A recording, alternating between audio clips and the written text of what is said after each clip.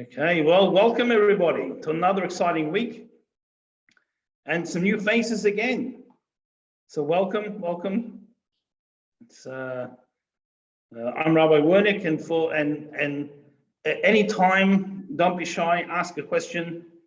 I put everyone on mute just so we don't get the feedback. But anytime you have a question, just unmute yourself and ask away. And ready for an exciting episode. Okay, we're learning Kitzur Shulchan Aruch, the abridged code of Jewish law, chapter 90, and we're up to number 5, to Hay. Okay. Now, we've been discussing things that they're not, things that we can't do on Shabbos, not that they are forbidden per se on their own, but because it's not the spirit of Shabbos, it's not in the feel of Shabbos. So we gave an example from, going for a walk on Shabbos afternoon to try and find some workers to hire after Shabbos, or a boat to rent, or something like that. So you're allowed to go for a stroll on Shabbos afternoon, but if the point of the stroll is to find the boat to rent, well, then that's not for Shabbos. So, hey, number 5. Now, the things that we can't do, it's your needs. In other words, your weekday business. So our sages point out, now, what you can't do is the weekday business of humans, of people. But if it's the needs of heaven, then you're allowed. So it's going to give an example. Therefore, now we said that you can't go to the tchum, the edge of how far you can travel on Shabbos.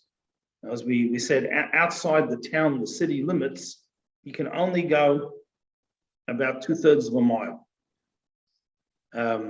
outside city limits. So city limits means where there's no more houses.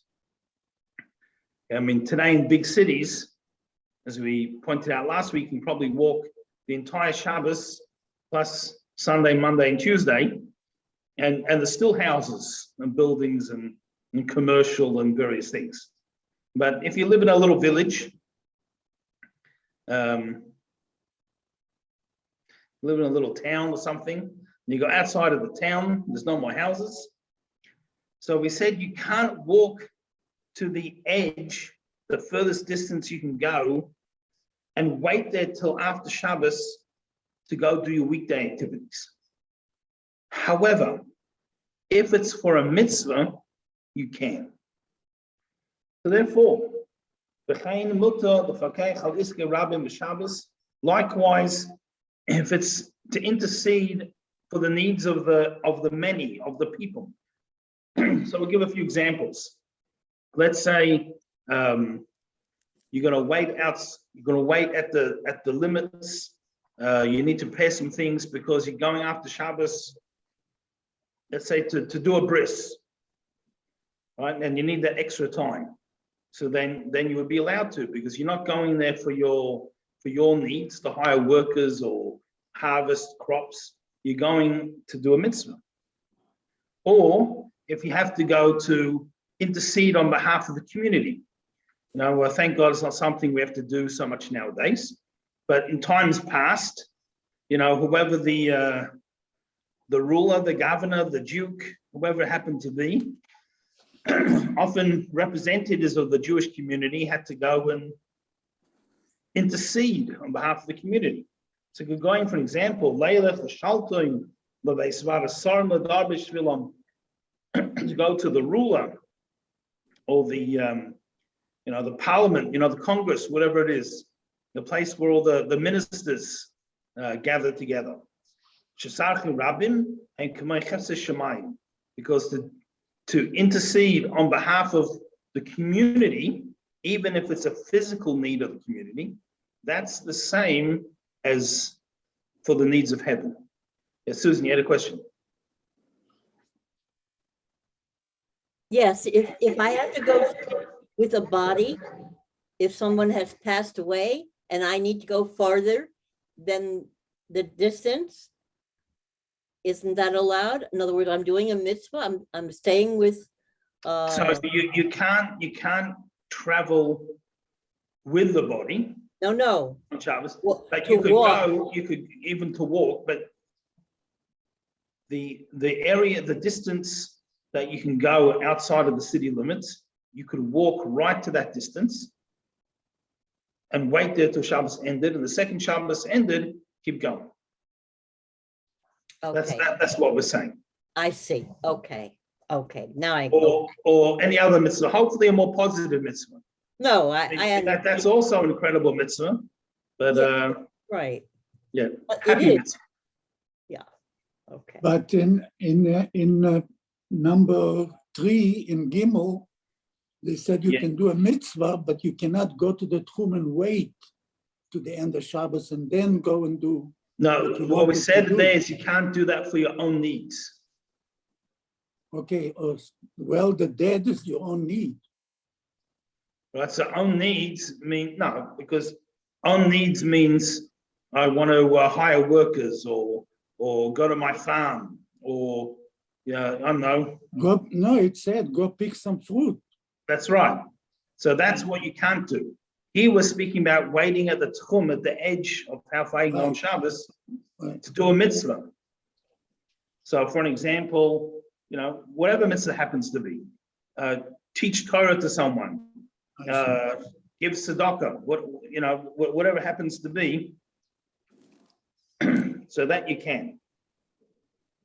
Now, v'chein mutar l'daber in melamed oides tinuk. So similarly, you can speak with your teacher regarding your child. If you'll accept to teach him, or even if you're teaching your child a profession. Okay, now a side point to this, although technically allowed to, but you should all avoid I won't say harassing, that's a strong word, but your kids and grandkids teachers in shul on Shabbos. Give them some free space. Make an appointment to see them at school. That's just, that's a side point. But technically, you're allowed to speak to the teacher on Shabbos, whether he's going to accept them, even though that might mean, what are the fees and various things. And even not only to teach him Torah, but even to teach him a trade or, general education. Because this is also a mitzvah. Because if a person does not have a trade of some sort to support themselves, he lost him as a brius. He may be forced to resort to thievery, God forbid. It's if you can't teach him, people have to have an honest trade. And as the saying goes, an honest job is a good job. Too many people think that they have to, they think certain professions are beneath them. If there's labor involved in various things, but it's an honest job is a good job. And a trade it's a good thing to do. So you're allowed to speak to the teacher. I will also lisko esem alam b'Shabbos, but you can't actually employ, you can't hire a teacher on Shabbos, a private tutor. Because employing someone, hiring them, this is there's no leniency. Even though it's a mitzvah to hire them for teaching, but to actually hire the person, start negotiating the salary, various things, that's too much.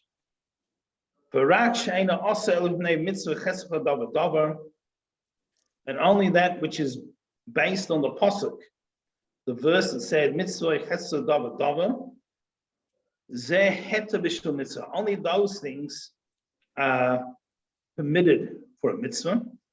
So these are, so for example, with the Hachris, Halavedas b'Shabbos, you can announce a lost object on Shabbos. So you can get up in the shul on Shabbos or in the park, whatever it is. Shabbos Aveda mitzvahi, because returning a lost object is a mitzvah. And we have this sometimes, sometimes you hear announcements in shul, such and such was found in the, today with security concerns in many shuls, if you leave anything unattended, the bomb squad comes and blows it up. But, in more calm times, we announce lost objects. So let's just summarize. Rabbi, what if the lost object is muksa? We could still announce it, they just wouldn't be able to take it.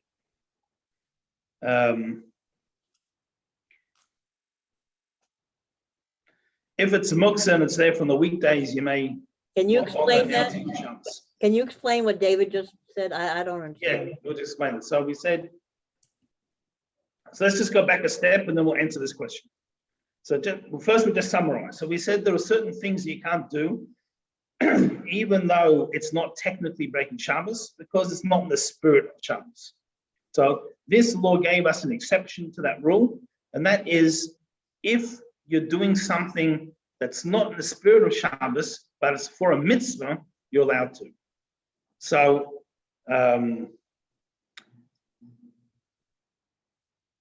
you could, it didn't give this as an example, but you could, let's just to give a more sort of practical example for people. That let's say there was a family that had a new baby. And in Shul on Shabbos, you see a whole group of your friends and you'll discuss with them, maybe the first week we're going to bring them a meal. You bring on Sunday and you bring on Monday and you bring on Tuesday. Now, normally talking about making meals is not really a Shabbos conversation because it involves all the things you can't do on Shabbos, the cooking, the delivering, all these various things. Now you're only speaking about it, you're not doing it, so it's not technically breaking Shabbos, but planning for after Shabbos, on Shabbos, is not in the spirit of Shabbos. We don't use Shabbos for planning time for after Shabbos. But in this case, it's a mitzvah. It's this family that the mother's in hospital, the father's babysitting 4 kids and still trying to go to work and various things. So you're doing a kindness, a chesed. So in this case, you could plan for after Shabbos because now it's a mitzvah. So that is the example. Yeah. I will just get to answer this question that we asked before. So then we gave another example was you could announce a lost object on Shabbos. So let's say someone lost, I don't know, there's a sweater. So you get up and you say, someone's left the sweater in the kiddush room or wherever it is. Someone found it outside. Does it belong to anybody? So the question was asked if the object was muksa. So let's say, for example, they found a lost wallet. Right now, presumably it didn't get lost on Shabbos. It could have got lost Friday. But the bottom line is, someone's found the wallet. Are you allowed to announce the wallet because this is muksa? So I answered you could announce it, but the person just can't take it on Shabbos. And the truth is, if a person realizes on Shabbos he's lost his wallet, and it's Shabbos, so he can't cancel all his credit cards and various things, he's probably going out of his mind, and letting him know you found it could be the kindest thing you could ever do. And as we just mentioned that, just reminded me of a story. No, this class is really a storytelling class, but since it came to my mind, I think I'll share it. There's a fellow that I know. He had a study partner in yeshiva. And yeshivas, the rabbinical college, often we study in pairs. And his learning partner got married before he did. And his learning partner invited him to spend Shabbos at his house. You know, he and his wife, then they invited his friend to come spend Shabbos. So he's traveling there Friday, and to get there, you have to cross this narrow bridge. And there's a traffic jam, you know, so he's sitting there 10 minutes, 20 minutes, half an hour. He gets out of the car, there's an accident on the bridge. And, you know, it's going to take some time to clear the accident. And it's just this narrow bridge, there's only one lane each way, there's nowhere to turn around. And it's getting later and later. And soon he realizes that, you know, he's not going to make it before Shabbos. So he just pulls the car over to the side as much as possible. He locks his keys and wallet in the glove box. And he starts walking. And, you know, it was pre-cell phones. Remember those days? Pre-cell phones, right? So anyway, he wasn't able to call his friend. Shabbos starts, he didn't arrive. They were slightly worried, but they figured maybe he changed his mind, something happened. You know, in the middle of the Shabbos meal, he walks in anyway, and he tells him what happened. And he comments that after Shabbos, he's going to have to cancel his credit card and everything, because this was New York we're speaking about. So he didn't expect the car or the wallet to still be in existence. His friend says, you never know, we'll go after Shabbos. He says, come on. Anyway, after Shabbos, he asked for a phone, used the phone because he wants to cancel his credit cards. And his friend says, you know, let's drive over there and see. All right, so they drive over there, and there's his car. So he walks up to the car, and a police officer steps out, says, excuse me, sir, you can't come to this car. He says, but it's my car. He says, it's your car, what's your name? Anyway, the interview, they call a high-ranking officer. What had happened is after they cleared the accident, they saw this car on the side. They checked it. They saw the wallet was in the glove box. They thought that someone had committed suicide, jumped off the bridge. And they'd spent the whole Shabbos dredging the river, trying to find the person. So he had a police guard on his car the entire Shabbos. So anyway, his wallet and car still existed. I'm not suggesting you have the whole police force look after your car, but you know, it can happen. Rabbi, did they charge him for the dredging of the river? Not that I'm aware of. I don't believe so. You know, it was would have been early 90s, late 80s. I don't recall now. Probably early 90s. So I think everyone was just relieved that he was alive and well.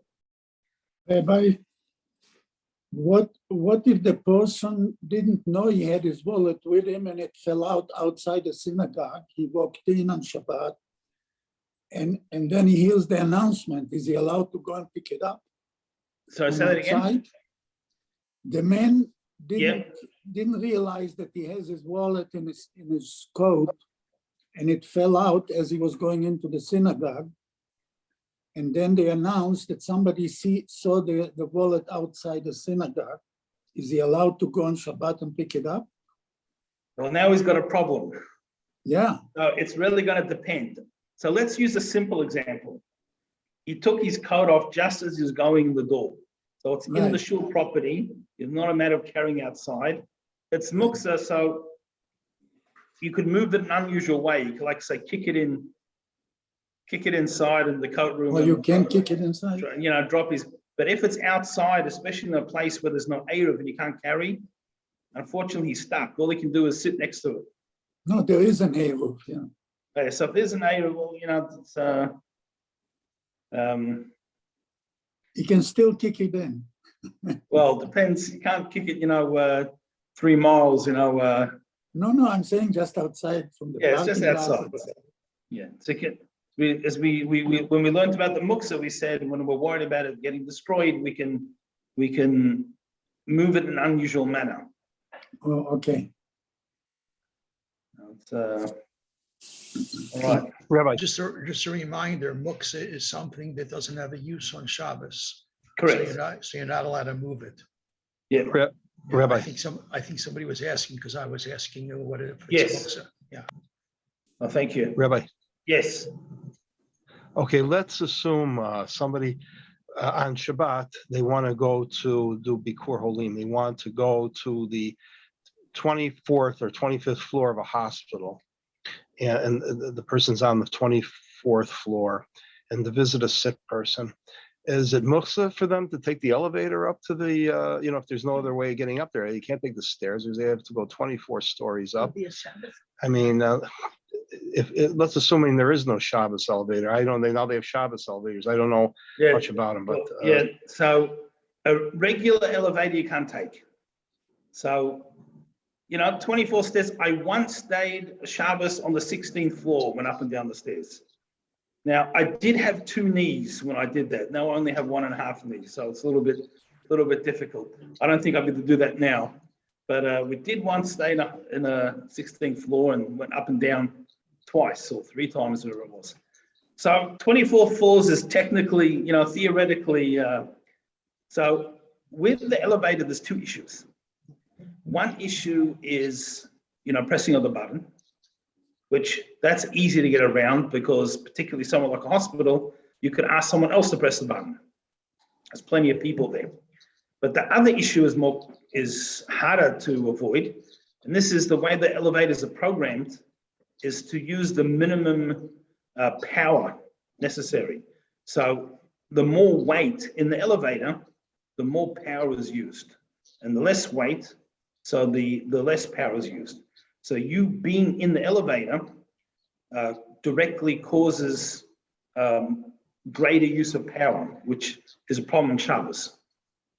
So the Shabbos elevators, the ones that they make especially for Shabbos, so they have 2 functions. Number 1 is they stop at every floor, but number 2 is they always use maximum power, which is why people don't like to install them, because they're very expensive to operate.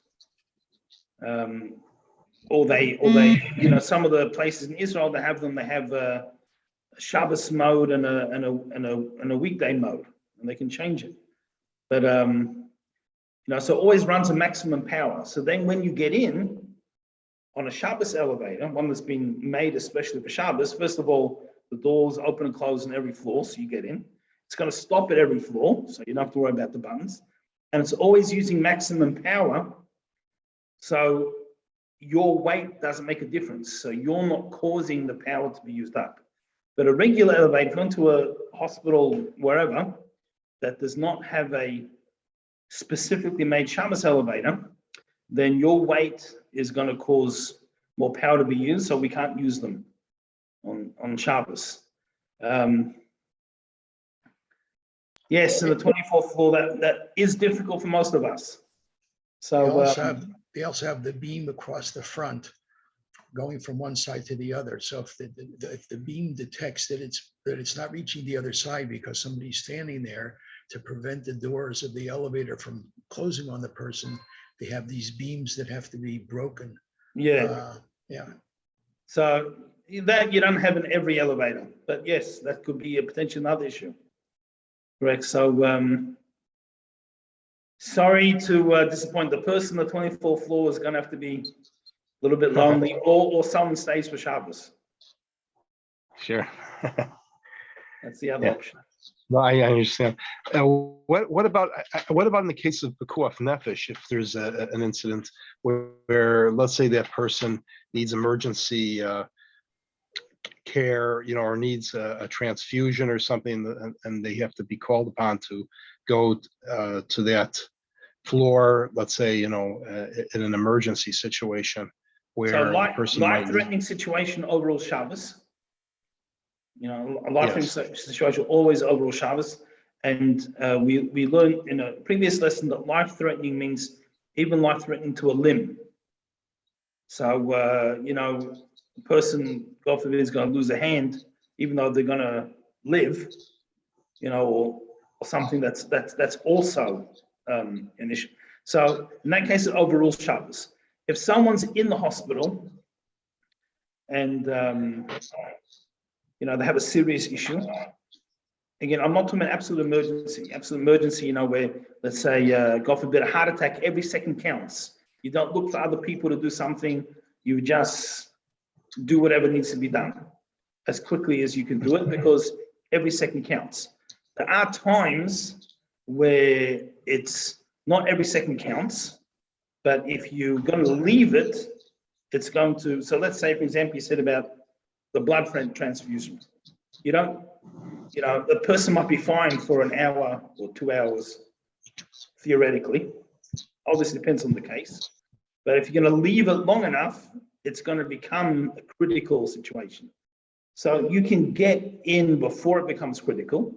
But if possible in that case, then it would be better if, let's say, a non-Jewish nurse wheeled the person into the elevator, if they had to go to an elevator, or did the process, because you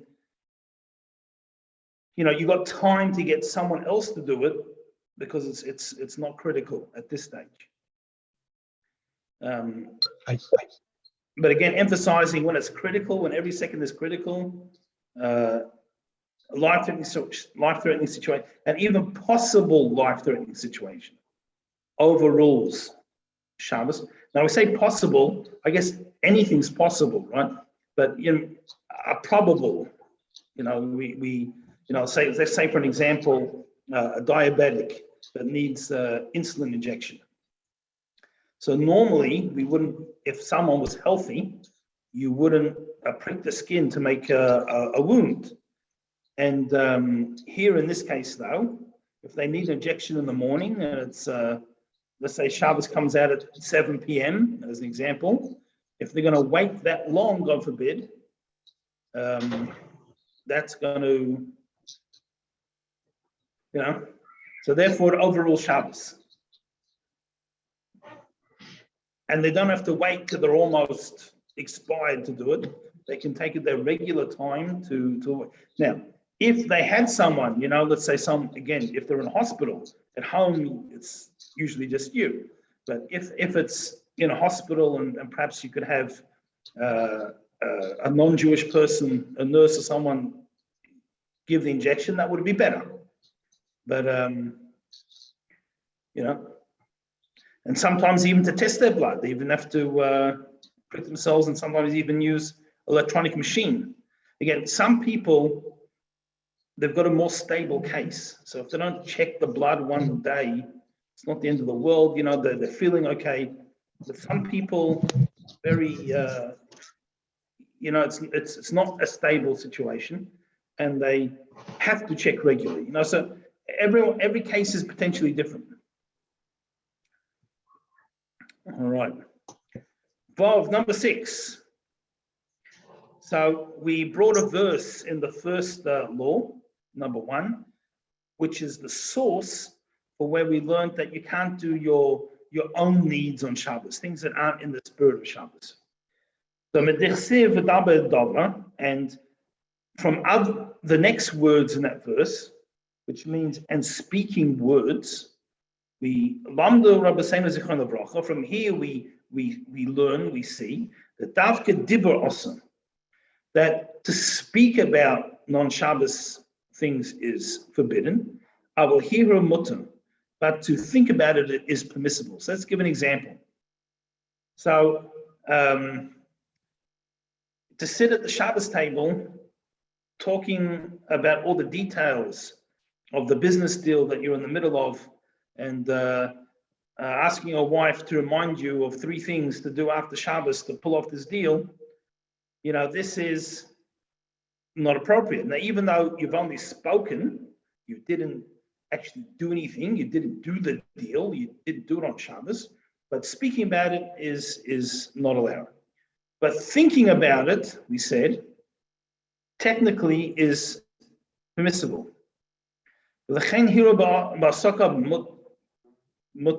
Therefore, to think about your things that you need to do, your work or various things, you're allowed to think about it. We're going to limit that in a moment, but in concept, you're allowed to think about it. We call Mokum Mishum Onik Shabbos. However, nevertheless, in order to really enjoy Shabbos for what Shabbos is, mitzvah shalach shabem klal. Ideally, it's a mitzvah not to think about your work or your weekday things at all. Try not to think about it at all. You should consider it on Shabbos as if everything's finished already. Everything's done. Why do we know you should think that way? V'zel shekosov, because we have in a different verse, it says, 6 days you'll work and you'll do all your work. Now, and then the verse, we're not quoting the rest of it, but the rest says, and then the 7th day is Shabbos. But we point out from here, it's not possible for a person to do everything they need to do throughout their life in 1 week. Right? The verse says 6 days, and you'll do everything. Now, I don't know, maybe some people have been fortunate enough they can do a deal in 1 week and they never have to work again. But even if they then have the means to never work again, what about all the other things that you're not allowed to do on Shabbos that you still need to do? You know, at a certain point, replace something in the kitchen, buy something. So you can't do everything that you always need to do in 1 week.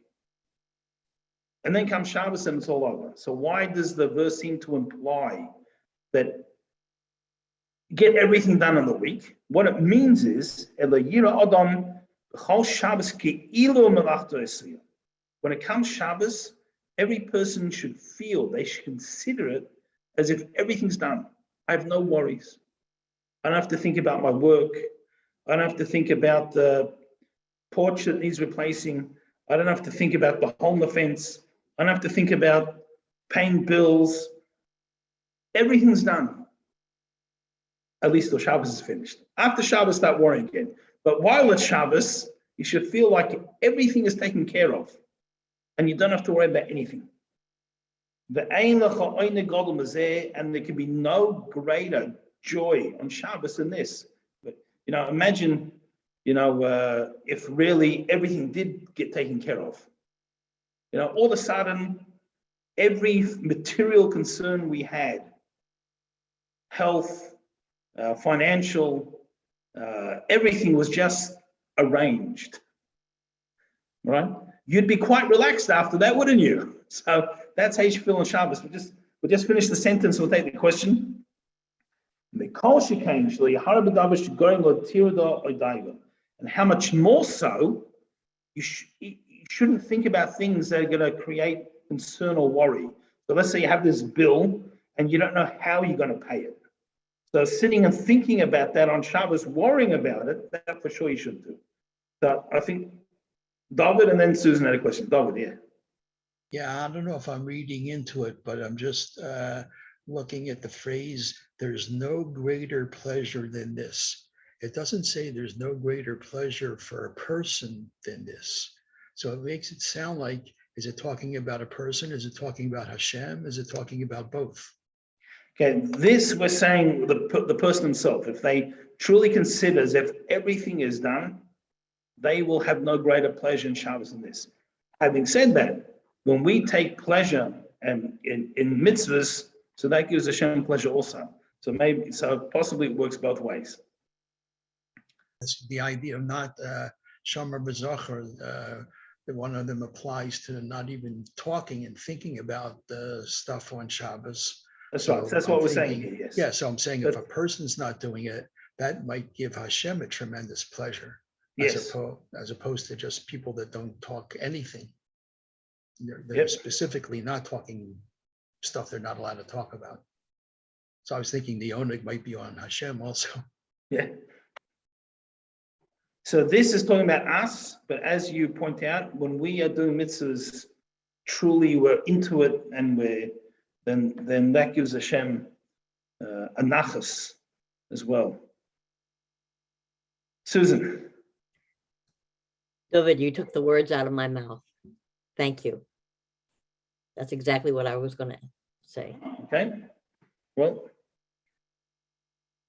see, we're a whole group of great minds thinking alike, Baruch Hashem. Okay, Zion, number 7. Mutter loyma lapoil. Now, you're allowed to say to a worker,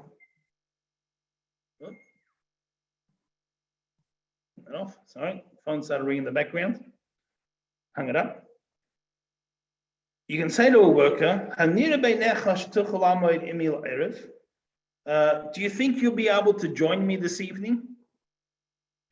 So you have this, we'll just simple example, you've got a handyman, davens in your shul, and you say, do you think you'll be able to come over this evening? Now, now,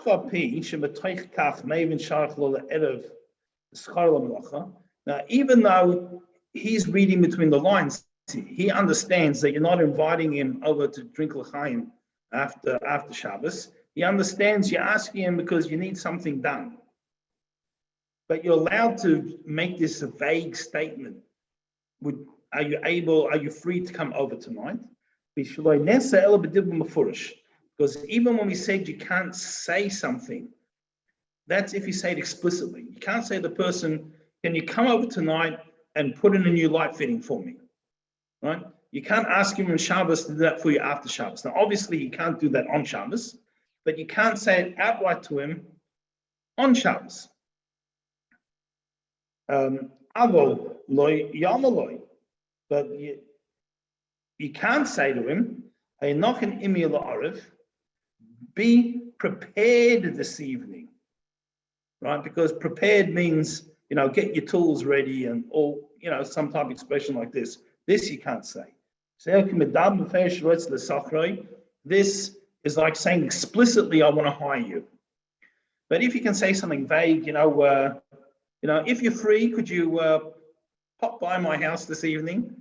You can say that, but nothing that's explicit. Yes, David. What if the other person doesn't know this halacha, doesn't know this law, and he thinks, gee, this guy's asking me to come over his house tonight on Shabbos. He's asking me to come over his house tonight and do work. Do we have to be concerned about that?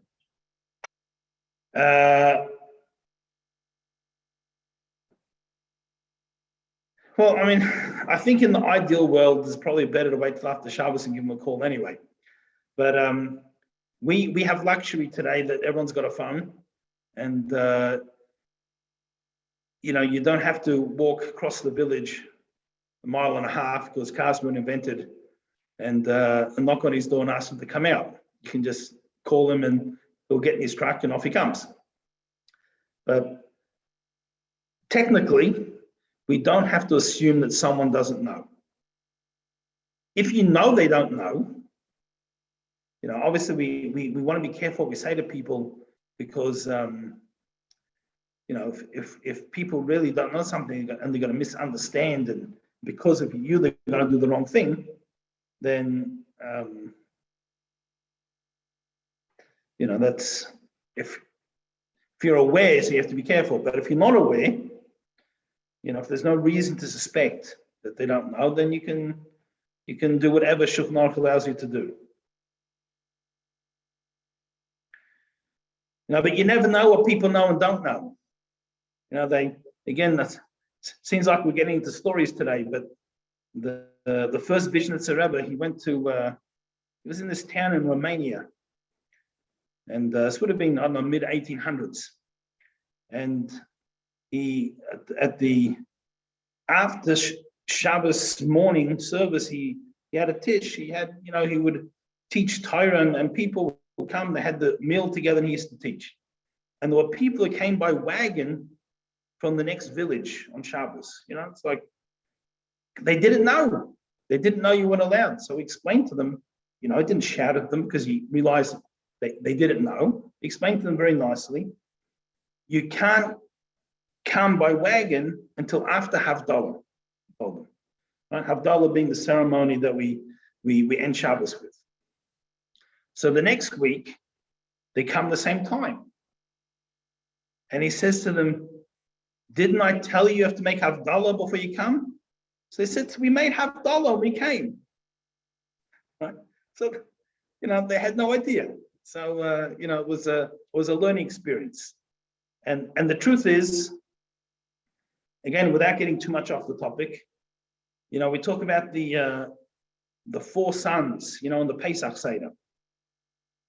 So the wise son, who everyone is looking up to, if you actually look, it's not clear why he's wise. I mean, he asks a bunch of questions and we give him an answer. He doesn't actually know anything anyway. So why is he the wise son? Right? So the explanation is that if you look at these 4 sons, every one of us is, or at least has the potential to be one of these 4 sons.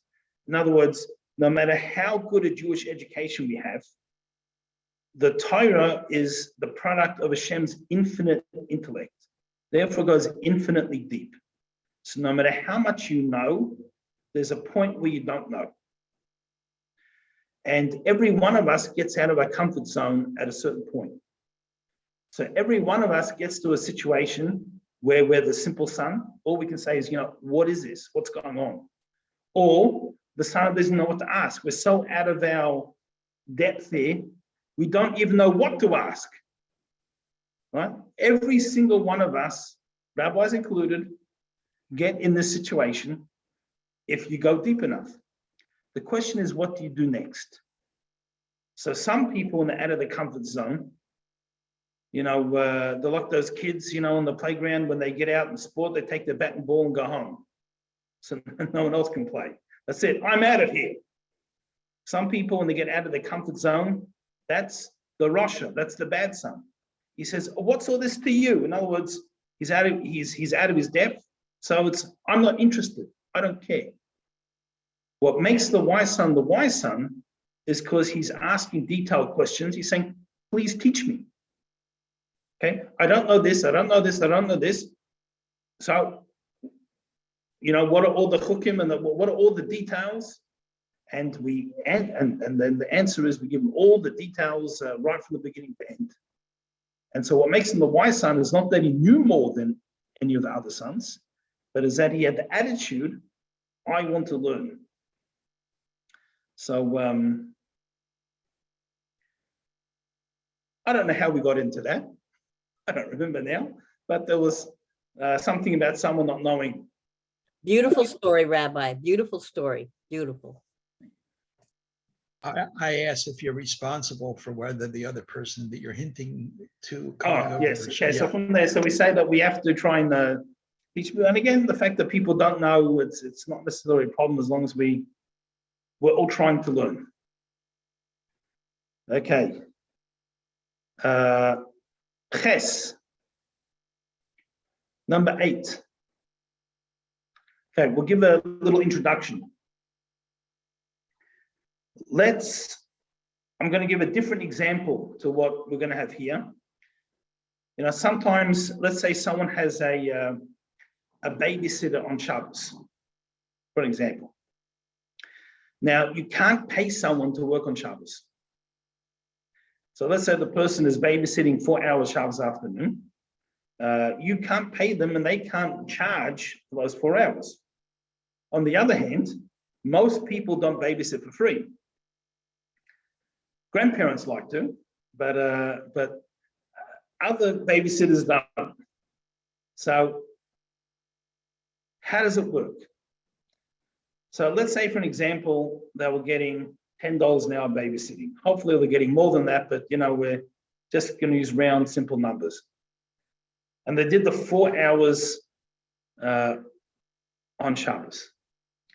And they did 1 hour before Shabbos while the parents were cleaning up, getting the house ready for Shabbos. So instead of giving them $10 an hour for the hour before Shabbos and the 4 hours on Shabbos, you give them $50 for the 1 hour before Shabbos. Now, everyone understands why they got $50 for that hour, but you're technically not paying them to work on Shabbos. You can't do that. The same would be if some people have a domestic help, the cleaning lady comes or something on Shabbos. So you have to, so if they come Friday to help clean up before Shabbos and or Sunday to help clean up after Shabbos. So even though they're coming Shabbos, you can't technically pay them, even though they're not Jewish. You can't pay them. You can't pay them. They can take the money because they're not Jewish, but you can't pay them to do something on Shabbos. So you have to, so to speak, pay a higher rate from before, and you have to explain it to them also. Why are you doing it? So they don't think they're getting paid for Shabbos. I mean, they understand that at the end of the day, they essentially are, but in concept, they're not. Right. So that's how it works for Shabbos. However, let's say you hired a babysitter for the week, not per hour. $500 a week, all week. Then you don't have to make separate arrangements for Shabbos. It's the week or the month or whatever. It's only when it's for that actual, whether you're paying per day or paying per hour, then it becomes an issue. If you pay for a week, it just gets absorbed. So it's not an issue. Any questions on that before we learn it inside? No? Okay. Ches number 8. You hire a worker to guard something. Okay, it's no matter, the same thing. I used the example of a babysitter, but here this is an example of, let's say, a watchman in a field to make shoo away the birds so they don't eat the grain that's growing. But whatever it is, you're employing someone. Also, the worker cannot take payment for Shabbos on its own. You can't pay some. If they're Jewish, they can't accept it. And even if they're not Jewish, if you're Jewish, you can't give it. So the person can't get paid for working on Shabbos. But if they're hired for a week or a month, they get paid weekly or monthly for a job. Then you can absorb the Shabbos wages into the weekly rate. So they, sometimes joke that the only ones who work on Shabbos are the rabbis. Sure, but again, you can't pay them for Shabbos. So some shuls, they don't have weekday activities, yet. They only have Shabbos. So what's the weekly salary? You can't absorb Shabbos into the week. How does it work?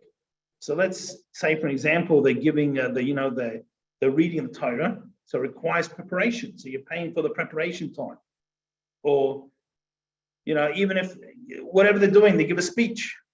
They give a drosh on Shabbos, they give a sermon. You're paying them for the learning or preparation, whatever they did beforehand, or various things. Test number 9.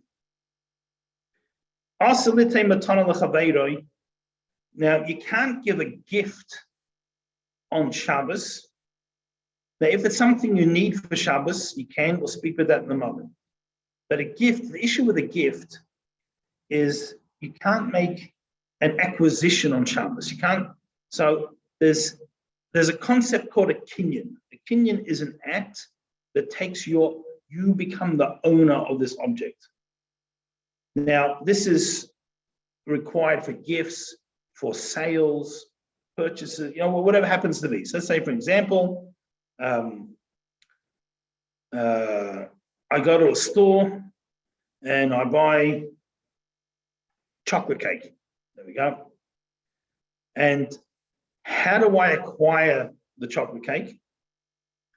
So in a purely halachic society, which doesn't exist at the moment, but if it did, I would acquire the chocolate cake, not when I give the money, but when I pick it up. I'd have to give the money before I pick it up. In other words, I take possession. They give me the chocolate cake in the shopping bag, so I've got it. I pick it up, now have, but if I gave the money and the chocolate cake's still on the shelf behind the counter, it's not mine yet. They can back out of the sale. They have to give me back the money, of course, but they can back out of the sale because I didn't acquire it. I'm not talking about Shabbos now, right? We're not buying chocolate cake on Shabbos, but talking about in general. So you have to do an act of acquisition to take ownership. Now today, it could be the money is good enough because one of the halachic ways you can acquire is whatever is the norm in your place. So if the norm in your place is people shake hands on a deal and that binds it, then that will bind it halachically, even though shaking hands is not one of the Torah's ways of acquisition, because the Torah has several ways of acquiring things, plus whatever is the agreed upon norm in your locality, time and place. So picking something up, if it's an animal, you can't pick it up, you move it, you pull it towards you.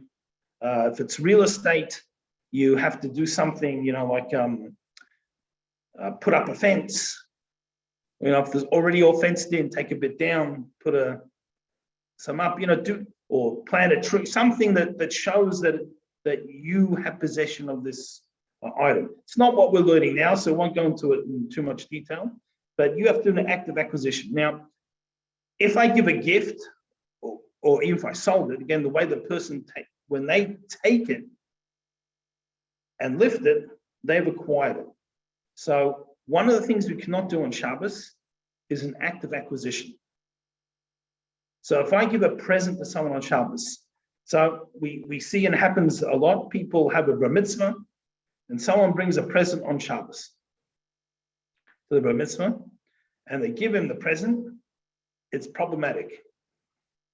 It's problematic. And most people don't think about that because they don't normally think of a gift as acquiring something. They normally only think of sales. So you can't give a gift unless it's for the sake of Shabbos. Now, the act of acquisition on Shabbos is a rabbinic decree. And the reason they brought in this rabbinic decree is because they were concerned if we have a business acquisition. So let's say, for an example, I sell, we'll go back to the chocolate cake. We'll keep using chocolate cakes as an example. I sell chocolate cakes. And you had extra guests on Shabbos, more than you planned, and you want extra Shabbos, you want extra chocolate cake.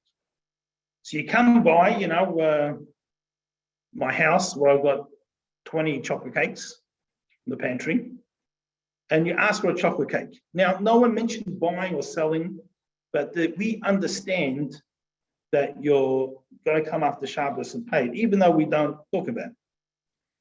Now, in concept, that's not a problem. You could acquire the chocolate cake.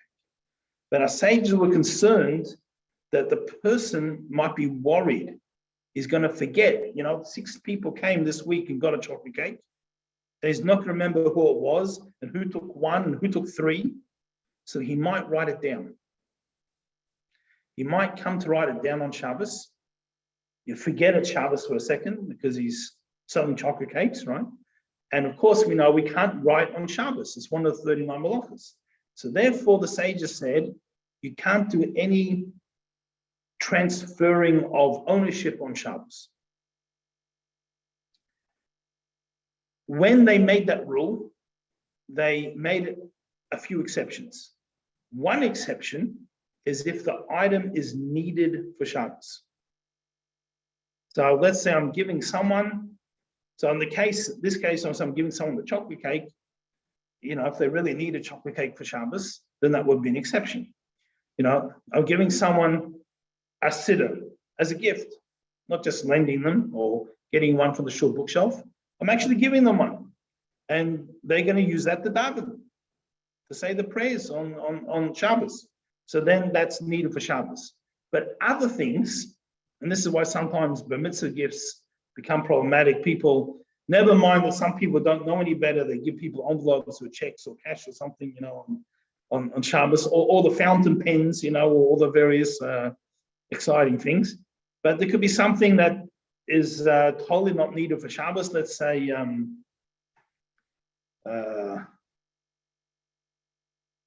a pair of jeans. I know that's probably not the most common bar mitzvah gift, but he's not wearing, technically you're allowed to wear whatever on Shabbos, but practically that's not what he's going to wear on Shabbos. So it's not needed for the Shabbos. So it becomes a problem in concept. So you can only give a gift to someone on Shabbos if it's something they need on Shabbos. You also can't give collateral to someone. Something for them to watch, take care of. Unless it's also needed for a mitzvah or for Shabbos. So I'll give an example. Let me just give an example and hopefully that'll clarify. Now, a person can't give collateral. They can't come and say, I want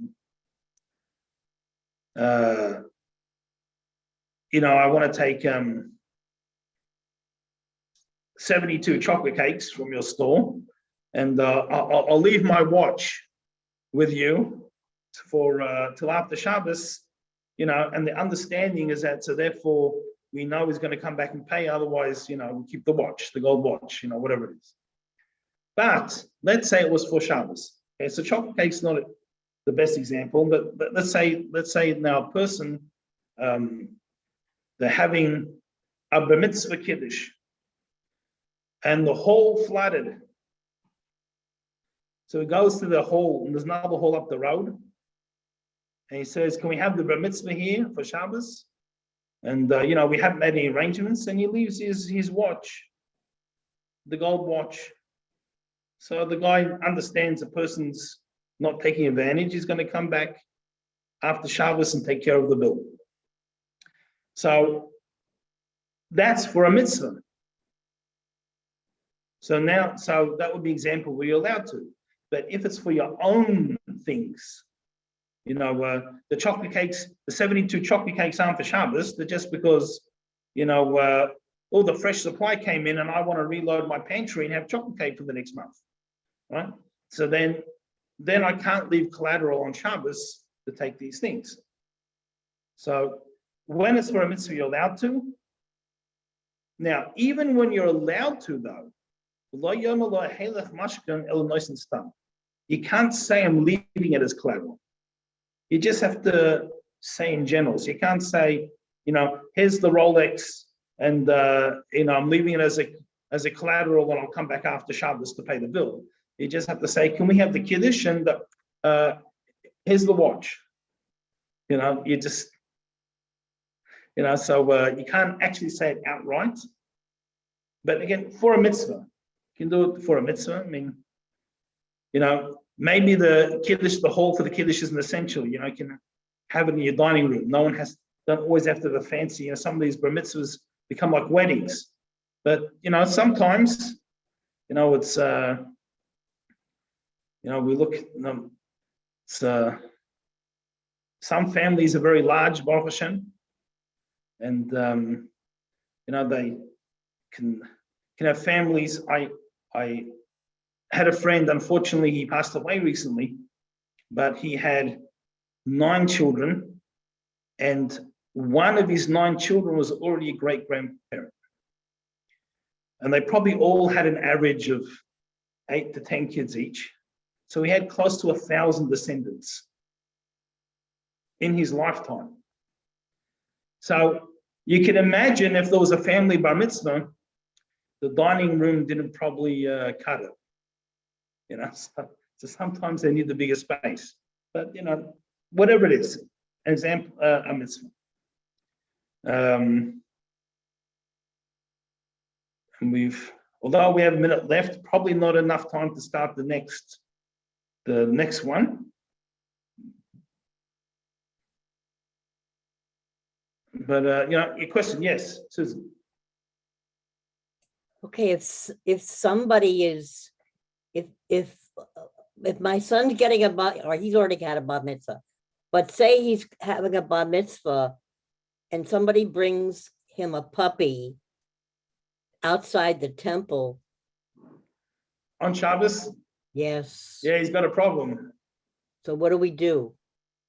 See, well, the real thing is the person shouldn't bring it, but now if you're stuck, if you have this animal left there and they've gone home, and you can't abandon this puppy because you have a mitzvah of Sar Baruch Chaim, you can't have an animal suffer. So it's, everything's going to depend on, can you leave it there till after Shabbos? Is there an Erev? So can you take it? You can't. It's going to depend on your circumstances. But we're going to have to do something with it. You can't just leave it there. Yeah, you can't just leave the poor I thing. don't know. So I can see it happening. Me too. Did it happen? Did your son get a puppy for his bar mitzvah? Something close to that, but I won't say. Okay. Not a puppy, but it was a pet. All right. So there you go. One of his friends was being funny and brought a pet in a cigar box for his bar mitzvah, making a joke, which really was not a joke, but. David. Yeah, one of the common questions is if somebody gives you on Shabbos, let's say a pamphlet of Torah thoughts, and you're making an acquisition. So the question is, do you actually have to read from it on Shabbos, or can you just make an acquisition because it's something that's permissible to use on Shabbos? Okay, since learning even after Shabbos is a mitzvah, so in concept, you could just take it and deal with it afterwards, but it'll definitely be better. Because otherwise you could leave the acquisition till Sunday if you're not reading till Sunday. So it'd be better if you at least read a sentence. All right. So I guess that's all the time we have for today. So everyone should have an incredible week. Wonderful Shabbos. Thank you, Rabbi. Remember, and Like this I said, time everybody. of year, a lot of people holiday in Phoenix and Arizona. So if you are, look me up. Don't be strangers. It's, especially those people in Florida where it gets so cold. You got to come to the Thank you, Rabbi. Good Shabbos. Shabbos. Take care.